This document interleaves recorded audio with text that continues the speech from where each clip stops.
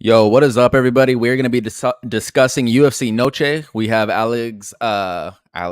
We have Valentina Shevchenko taking on Alexa Grasso. This is going to be the second fight, a rematch. I'm going to bring Finesse in after our little introduction, and then we're going to go ahead and get right into the card. And yeah, we're going to talk about it nonstop. So.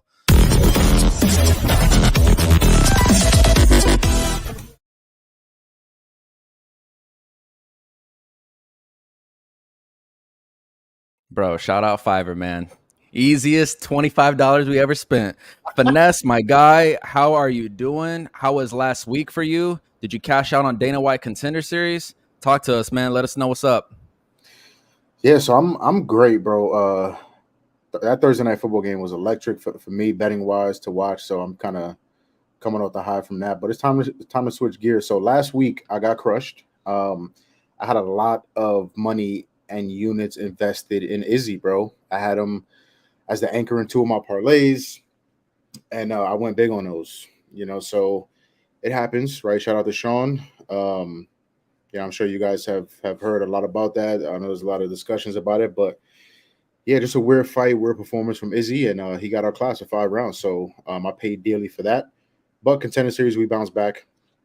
I think we were up like 2.5, 3 units on Contender Series. So it was a great night on Tuesday. I love Tuesday nights. They're the best. So yeah, great card, right? Basically a pay-per-view, but not a pay-per-view. And should be a great card. And I'm excited to break it down with you and hear what you got to say. Yeah, man. So last week, it was a really fun card. Sean Strickland, I didn't see it coming either. For me personally, I hate touching those price tags, but I did say that if there was a fighter out there who looked minus 1,000, it was probably Izzy. I was wrong, but that's what betting's all about. We're going to be wrong many more times again. But hopefully we are right more often than not. I think last week my favorite spot on the card was actually Manel Cape to win by decision. Man, what a banger of a fight that was. And Tyson Pedro, we accidentally aligned on that spot, so that's good to hear. It was not a split decision. That was a unanimous panel decision, so we cashed that one out, and hopefully we can get some more panel unanimous decisions on this fight card. So we're going to go ahead and get right into it. The first topic that we're going to be discussing is a prelim preview. So for my prelim preview, I'm going to be discussing Jasmine Jazz Davicius versus Tracy Cortez. So I'm pretty sure we have a split decision here. And I'll go ahead and start kind of why I like the Jasmine side of things. So number one, Tracy Cortez, she's going through like a mental health crisis almost, if you will. Breaking up with Brian Ortega, pulling out of her last bout for unknown and undisclosed reasons. And a lot of that had to do with mental health is what she stated. So it wasn't actually clear as to why she pulled out of her last bouts, but has to do with that. So number one, I don't like backing fighters who are on this mental health spiral. Her wrestling is pretty good, especially her top control. I do like her top control, and I think she can rack up top time. Her striking is probably a little bit better. She's in and out, probably the quicker fighter.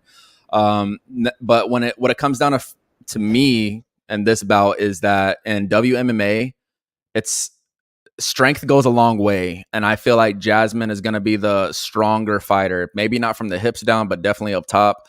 And I think that this number is kind of a little bit telling, I guess, because she goes out there, she basically smokes Miranda Maverick, and that line was it was ridiculous. It was out there, and she got the job done. And then this line, she ends up as a pick'em, essentially, maybe a slight dog. I haven't looked at the recent lines, but I do want to bet her, but I'm waiting for like a plus 120 number because I do think the Tracy Cortez love will come in.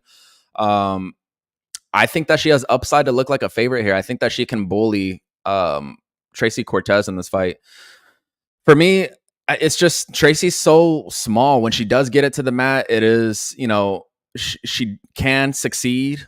It's just a matter of her getting it there. I think Jasmine Jazz Davicius will struggle to get up, but it's just like she's so big, like for the weight class. So I don't know, man. WMMA, I'm always going to entertain the dogs. We have a lot of hefty favorites on this fight card, so I was trying to skim through it and see which dogs I want to target. In a 50-50 fight, WMMA, I will side with the underdog 100% of the time. So, yeah, a lot of those reasons, I'm going to take Jasmine, but I can definitely see, some split decision, UFC Noche judges fuckery going on. But yeah, I'm gonna stick with the dog here. I'll wait till the line increases in my favor though. Yeah, and this was also my prelim preview. I think this is a great fight, a fascinating fight. And you mentioned that Tracy's love is going to come in, and that's going to start right here. It's going to start right at this moment. So I like Tracy in this spot. I got her at minus 125. Like you said, Jasmine's a slight dog. I'm seeing plus 100, plus 105 some spots. I'm looking at, so I taped Tracy and her last couple of fights versus Kish and versus Gatto. I was just super, super impressed, especially by her evolution in the stand up. She's always been a great wrestler, great offensive wrestler, great on top, like you were mentioning. But Gatto, who mainly wants to grapple, she was just one step ahead of her the whole time. So um, she dropped round one, I believe, if I remember correctly, and then just dominates round 2 and 3. And what I like to see in her last couple of fights is her adaptability and her coachability within the fight. Right, being in a fight is chaotic, and I think it was the Gatto fight. It was one of the two. I think she lost the first round in both of those fights, and they came out one rounds 2 and rounds 3, especially in the Gatto fight. After round 2, her corner said we need to get her ass down and we need to stay on top and we need to win this round, win or take all round. And that's exactly what she did. She was one step ahead of Gatto the whole time.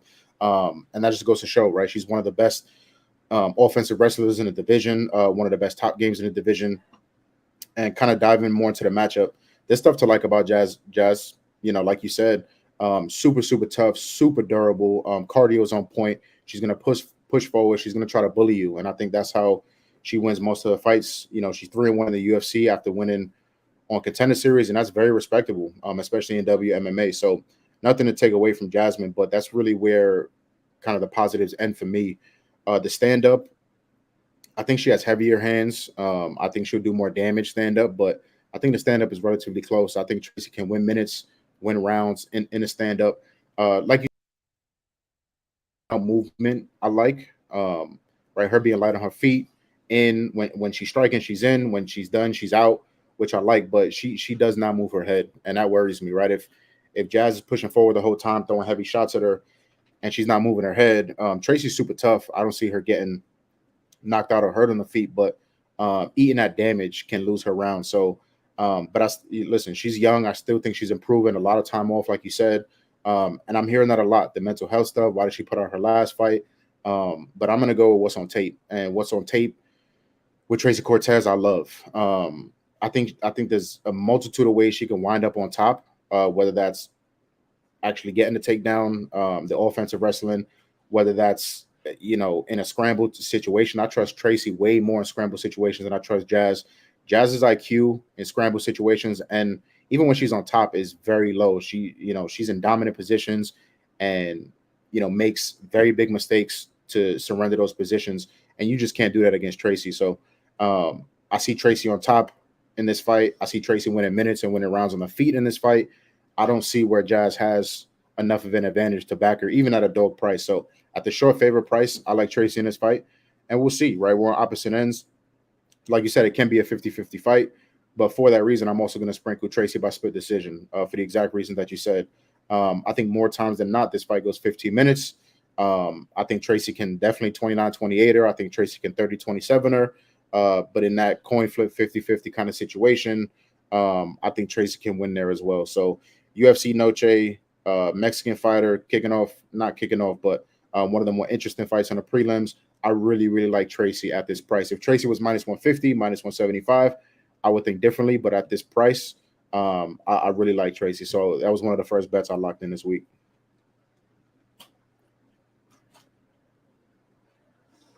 You muted, bro. Oh yeah, my bad. Who would you take in a fight, Natalia Silva or Tracy Cortez? Oh, I'm a God. I know why you're asking me this too. I take Natalia Silva, bro. I'm a huge Natalia Silva Yeah. fan, bro. I like No, her, no, no. bro. I mean, straight up, I think that the upside is there, and she was a big underdog in that spot against Jasmine Jasdavicius. So I'm kind of going with the market. I don't think that the market has really ever appropriately priced Jasmine Jasdavicius. We're gonna see this weekend. You know what I mean? Like if she wins at a pick'em, I think that this is kind of a fair price tag. But I think that the favorite is gonna be they're going to separate themselves in the first 2 rounds. And I just think that if we get some top time out of Jasmine, I mean, we'll see. Again, we got a split decision here, and it's good to not agree on every single fight. So, yeah, good luck on your pick. I mean, minus 120, whatever you got is pretty beautiful. Like I said, I'm waiting to plus 120, and I think that we do get there. So I'll be selfish. I I'll think so wait. too. Yeah. Um, all right, so we're gonna go right into the main card. The first fight up that we have opening the main card, we have Fernando Padilla taking on Kyle Nelson. I'll kind of start this one off. So I like Padilla in this fight. I don't like the number. I would rather play a prop here, post to a side. One thing for me is that Kyle Nelson he went from this awesome kickboxer in round 1 to a cage clinching, let me be low output on the back foot kind of a decision machine. And he went that way because he started losing all these fights, or he was just gassing out and getting finished later in fights. I don't like that for him. I think that, his striking is pretty solid, but Fernando Padilla, he's just a little bit younger, a little bit more on the up and up.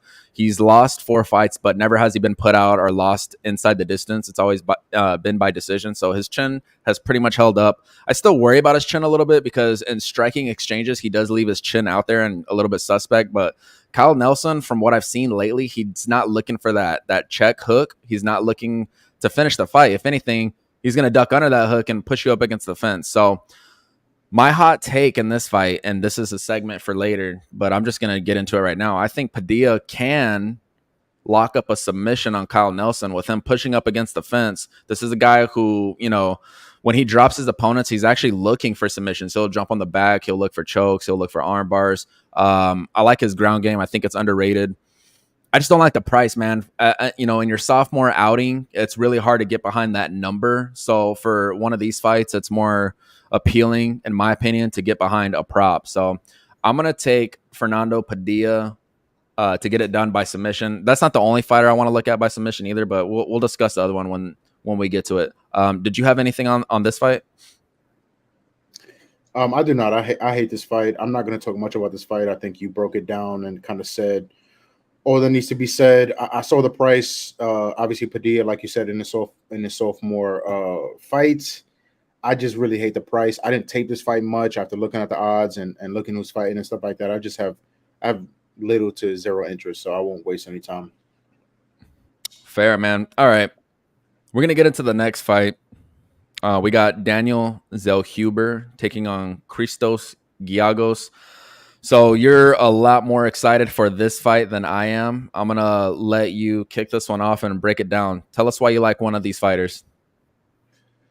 Yeah, so I am on the Daniel Zellhuber side, and not only am I on the Daniel Zellhuber side, this is going to be my 4th max bet of the year with 3-0 on max bets. I haven't taken a max bet this juiced, but I don't care. I mean, we've talked about it multiple times on the show. When I see a spot, I'm going to hammer the fuck out of it. So I don't remember the last time I parlayed. I mean, I played a minus 250 straight, but that's what I'm doing here. I got Zellhuber at minus 250. 5-unit play for me, 5 units to win 2 units. I think there's a great possibility. Zellhuber looks minus 500, minus 600 in this fight. So I'm going to get into why.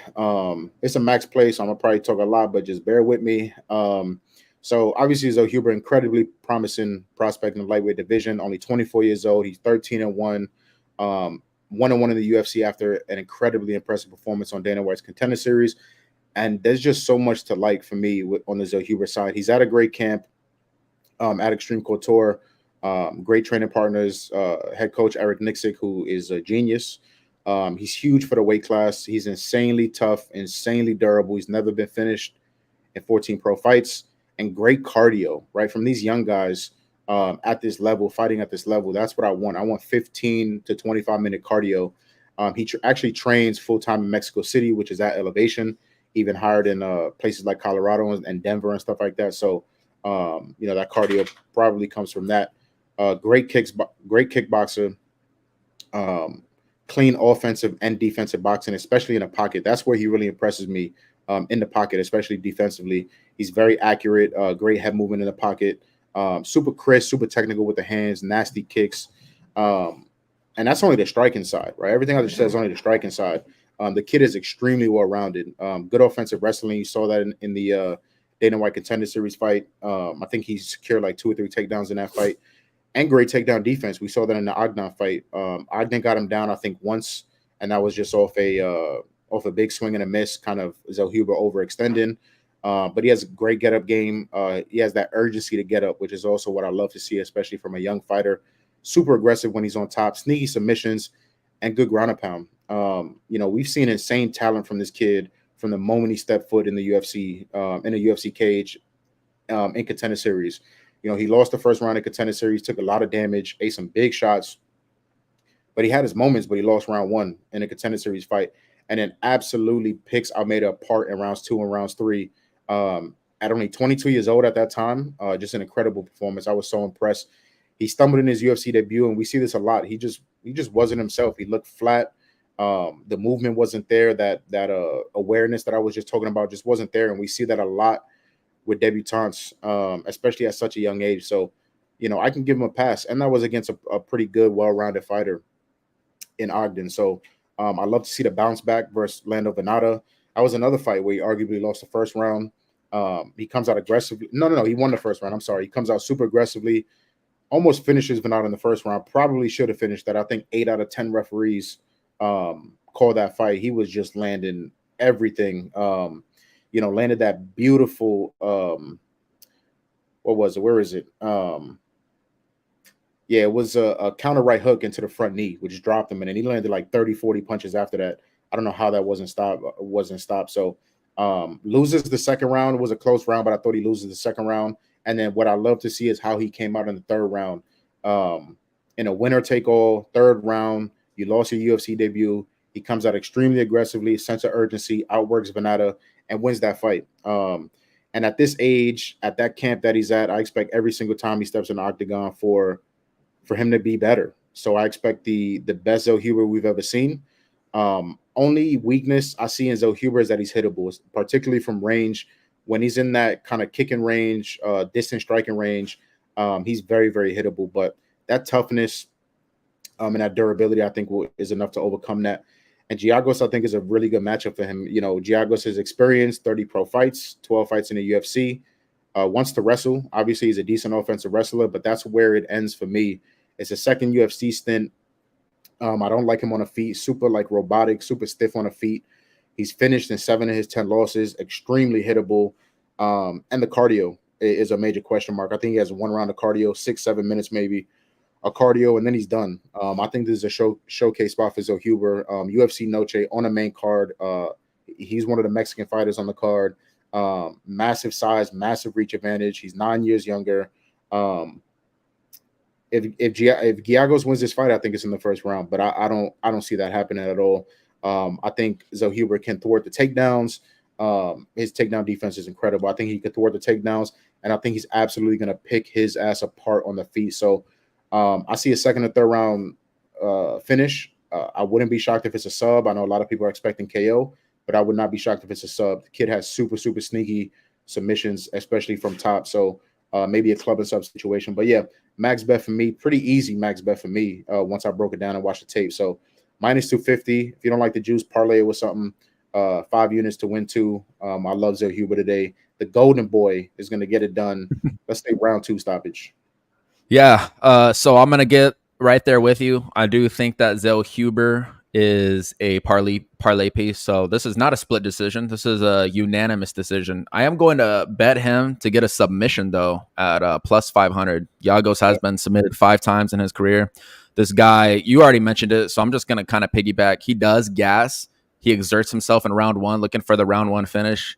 But this isn't, 2013 anymore, man. He hasn't changed or evolutionized his game at all. So his cardio is not up to par. And also, to piggyback again off of what you said, he is training at Elevation, but he's also training with Sean Strickland at Extreme Couture. And that camp is just kind of on fire right now. So He mentioned that Eric Nixick will be in his corner. This is a fighter that they are actually looking to build off of.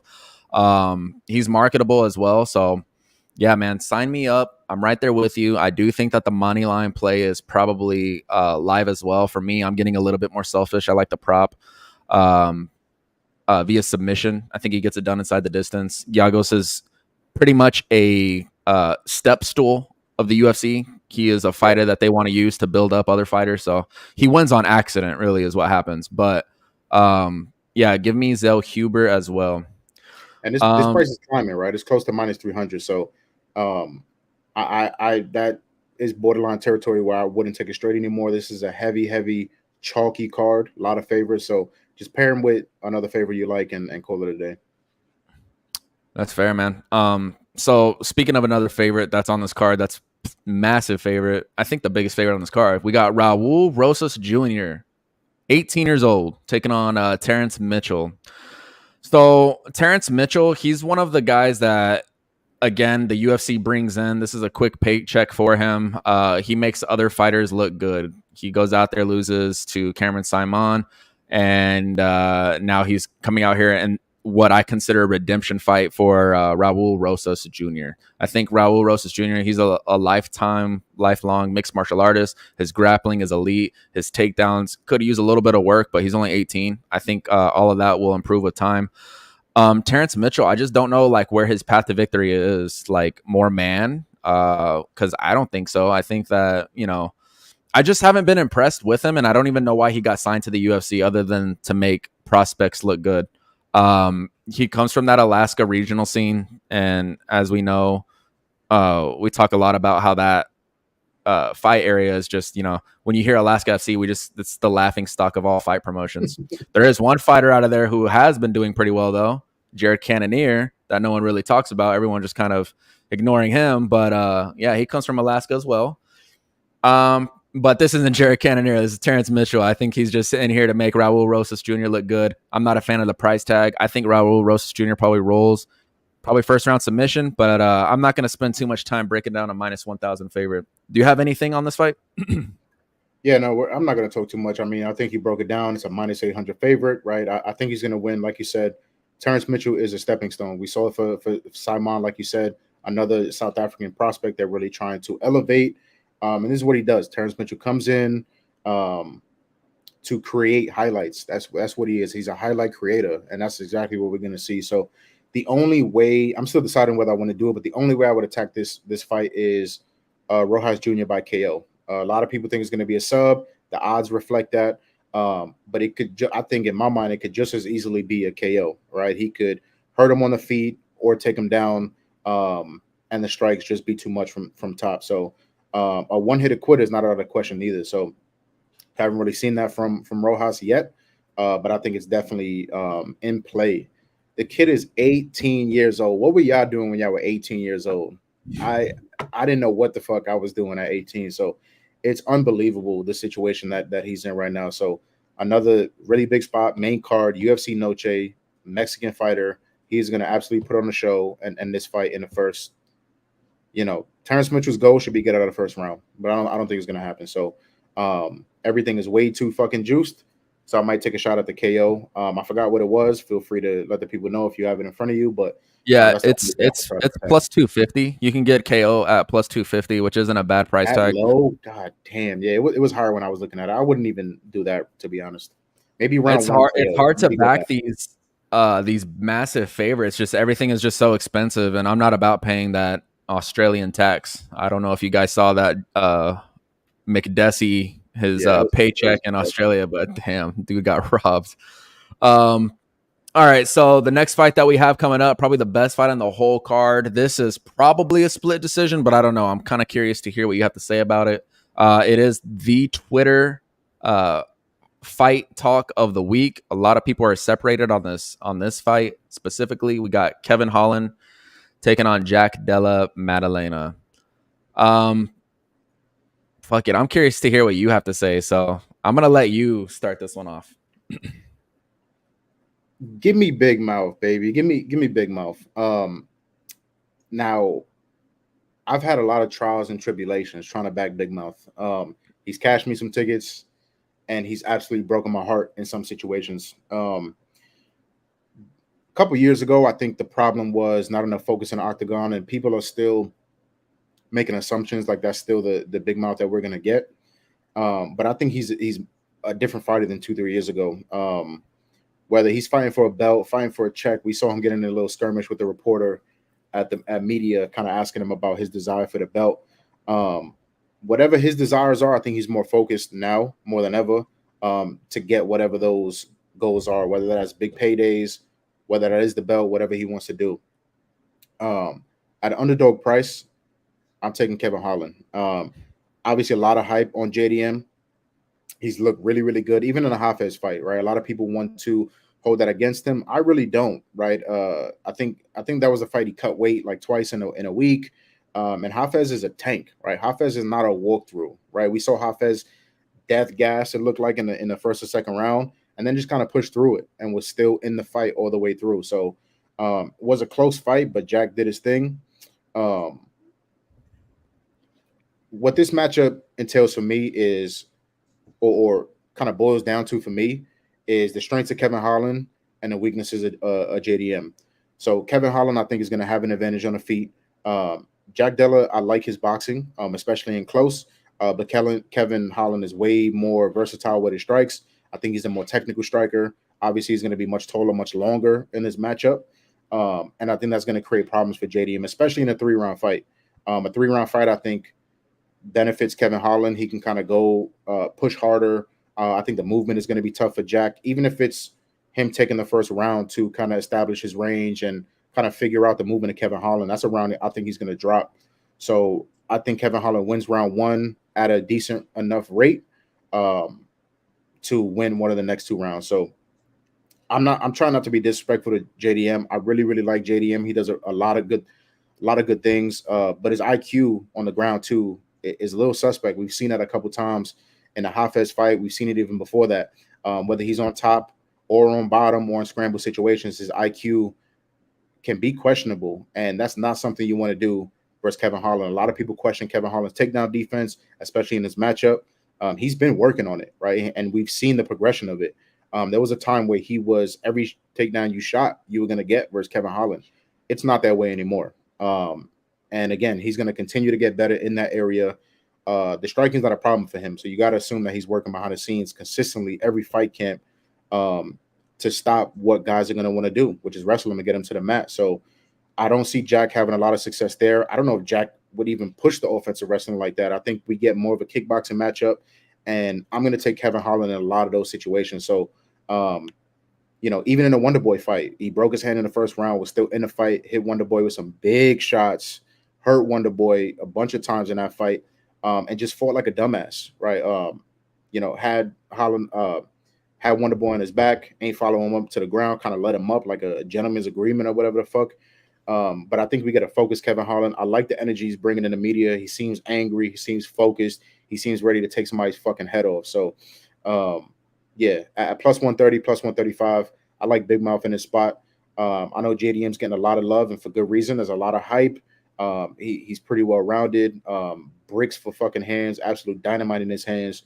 I think it's going to be hard for him to touch Kevin Holland consistently, and that's going to be a problem. I think Kevin Holland is gonna touch JDM up a lot in this fight.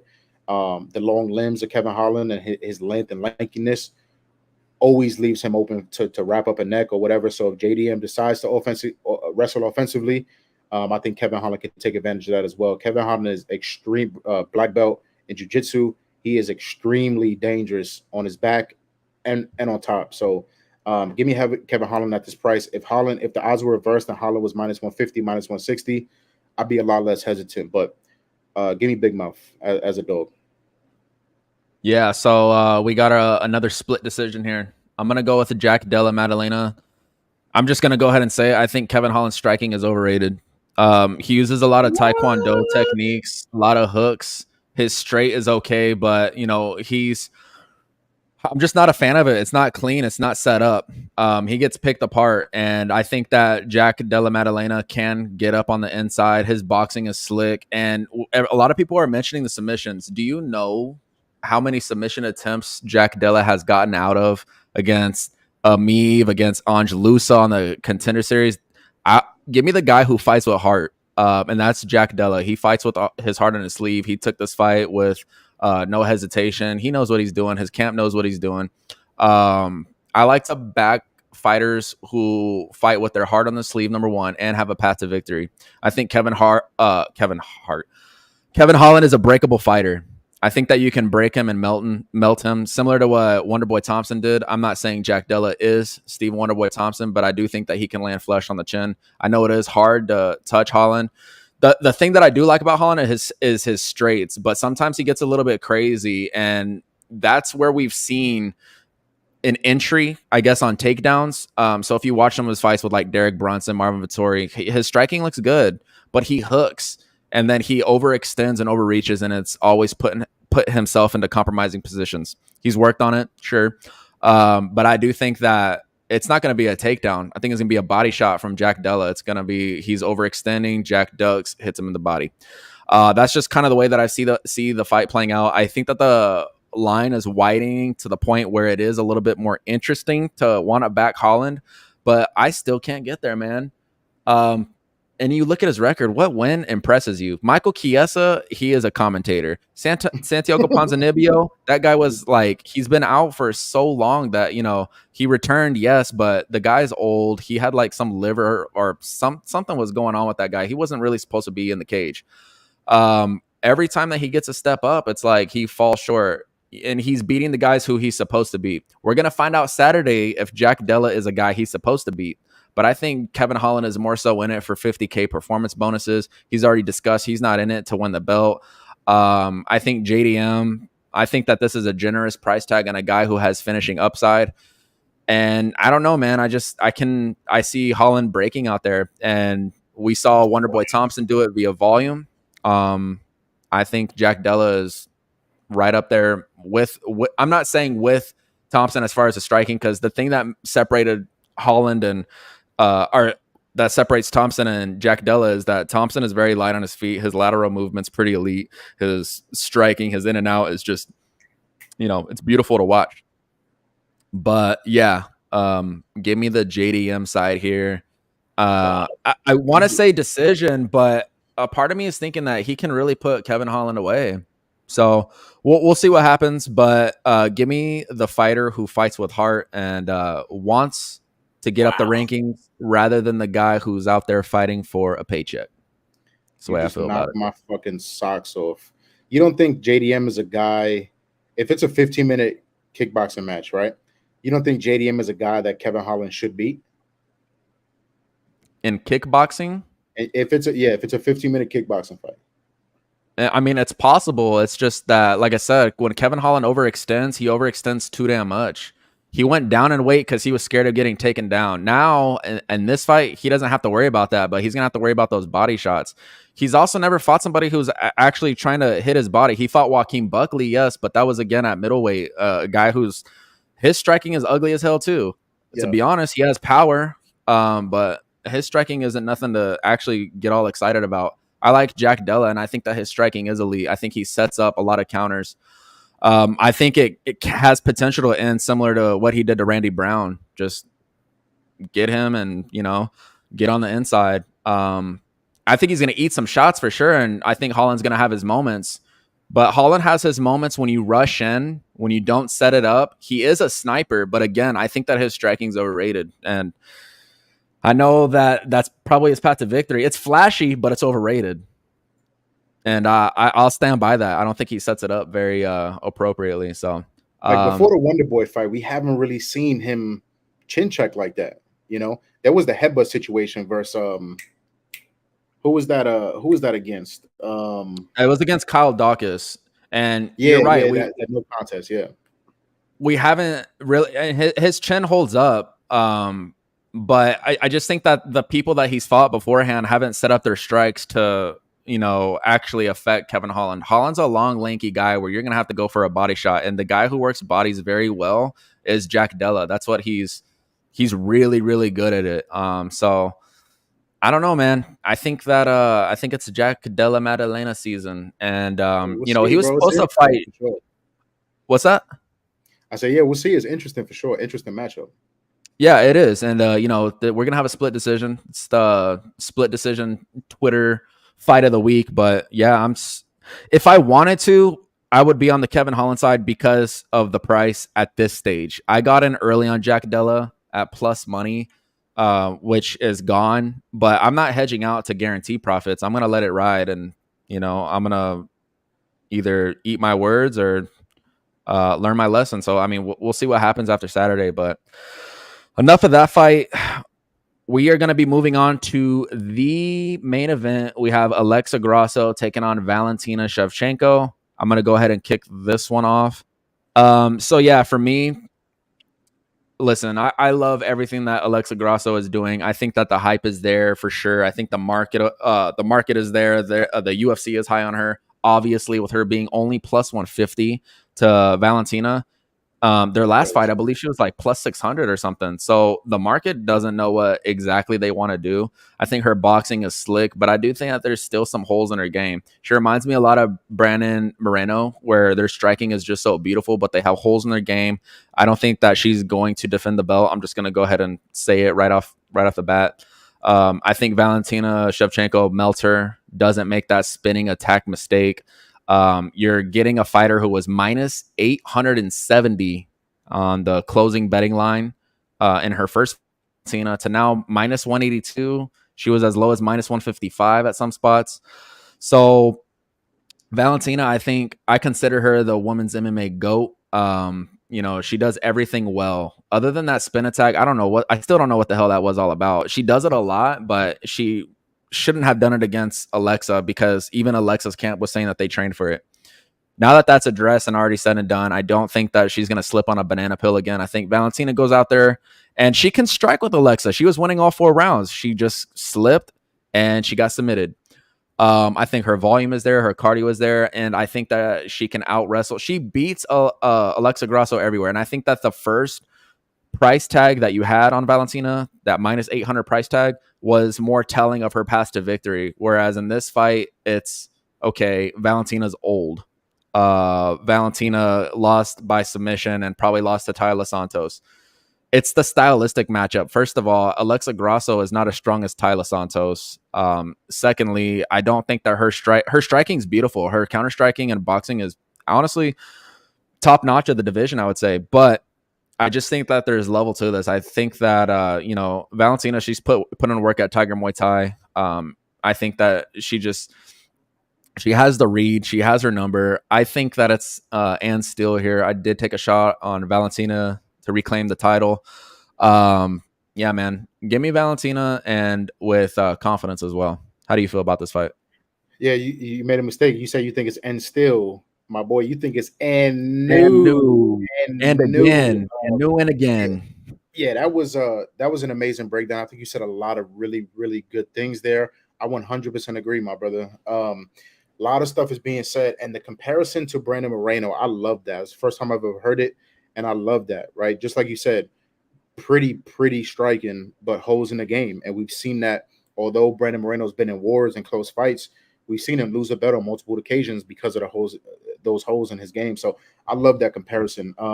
Biggest thing I'm hearing this week is Valentina's age at 35, and the fact that how similar this is to some other champions that we've seen, especially Kamaru Usman. Right, loses the belt, gets finished, um, immediately rematches in enemy territory. Right, I think Kamaru went to London, and this is not it's in Vegas, not necessarily enemy territory for Valentina, but it's a Mexican Independence Day card, UFC Noche, and we got the Mexican champ. So I get those similarities, and it's eerily similar, both of those situations. But let's start with the Valentina's age. Yes, 35 seems to be a key number within MMA cappers and stuff like that. But Valentina is a freak of nature. Like, you guys should know better. I think it's insane, the recency bias and how quickly we forget who some of these fighters are. Valentina is a machine. She lives the martial arts lifestyle. She's not one of these guys like a Patty Pimlet or whatever the case is. She's training year round. If she's not fighting, she's helping other fighters train. She lives this life a year fucking round. So 35 for her, I think, is like 30 for a lot of other fighters, especially in women's MMA. Like you said, she lost the first round. She ate some big shots in the first round. kind of gets hurt, gets wobbled in the first round. So I'll give her that, right? Alexa put on a boxing clinic, and it looked like Valentina was just downloading the data in the first round, right? Valentina was real heavy on her feet, not really moving a lot, and she was, I guess, it looked like trying to find her range and kind of download the data, and she got hit with some shots, right, that she didn't even really see coming. It's like she was late to kind of react to the shots and got cracked. Um, and um, that's what the champ can do, right? That's what she can do. Her boxing is extraordinary, all right, especially in the pocket, and from range, it's extraordinary. So I love Alexa Grasso. I hate that I'm having to fade her. I love everything about Alexa Grasso. Her progression in the fight game, how good she's gotten in areas that she struggled with. The grappling is on point, the wrestling is on point, but Valentina was winning everywhere, right? You give Alexa the first round, cool, that's great. Um, from that point on, Valentina won everywhere. She was winning the striking. Her offensive wrestling was dominant. There, I think she got like 3 or 4 takedowns, and just beautiful entries, beautiful timing him, off the straight 1-2s of Alexa, and just so clean, right? Alexa didn't even have a chance to defend most of these takedowns because Valentina was at her hips and had her down so fucking fast. So at this price, right, I got it in at minus 165 for Shevchenko. That is a gift, I feel like, right? Despite the result of the first one. You also said Valentina kind of slipped on a banana peel. Not only was I surprised at that technique against an opponent like Grasso, but Grasso was like up against the cage, right? Usually Valentina pulls that type of shit out at range, middle of the octagon, at range. Alexa's back was up against the fence, and she decides to throw a spinning body kick, in boxing range, and that didn't really make a whole lot of sense to me. So Valentina's another fighter. We talked about this with Kevin Holland. Watching her media, she seems extremely focused. She doesn't want to talk about shit after the fight. She's like, this is everything, right? She's like, Saturday is everything for me. She seems angry. She seems super, super focused. Valentina does not strike me as one of those people who are going to lose the belt and become content. We hear a lot of former champions say, "Oh, I won that life, right? I don't need the belt. I won that life." Valentina doesn't seem like one of those people to me. You know what I'm saying? So, um, age, I don't really give a fuck about. I trust Valentina on the feet, and I trust Valentina to make the small adjustments. I think it'll take to dominate this fight. I think we see her be a little bit lighter on her feet. I think we see a little bit better movement from her. I think she brings out the offensive wrestling again, even though Grasso's probably preparing for that on the other side too. But yeah, Valentina can win everywhere. She can win in the striking. She can maintain distance. She can win on the ground. If she's on bottom, I trust her to get up.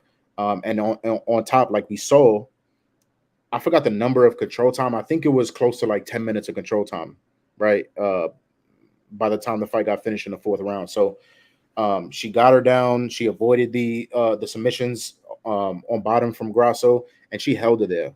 And Grasso is usually good about getting up. Her get up, I trust her get up game too. So yeah, I think this is just a gift, bro. I hate it for Alexa. I'm glad she got her shot at the belt. I'm glad she took full advantage of her shot.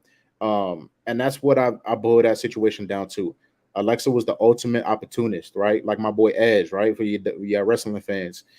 Just the ultimate opportunist. It was the sexiest back take and the sexiest finishing sequence, one of them that I've ever seen before. That back take was clean as a motherfucker. And when I know you've seen it because it's iconic by now. But when she gets that fucking grip and locks it, to watch the squeeze, that Alexa is fucking incredible. So, yeah, shout out to her. I'm glad she got her moment, but it's and new, baby. It's and new, and the crowd is not gonna mind at all. Too.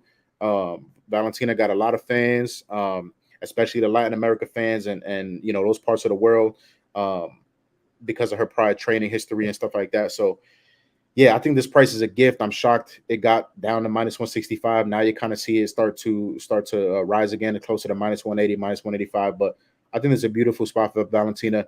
She's also hinted at she's nowhere near done, and I've seen a lot of people assume that, like, oh, she's close to the end of her career. She says she's not nowhere near done.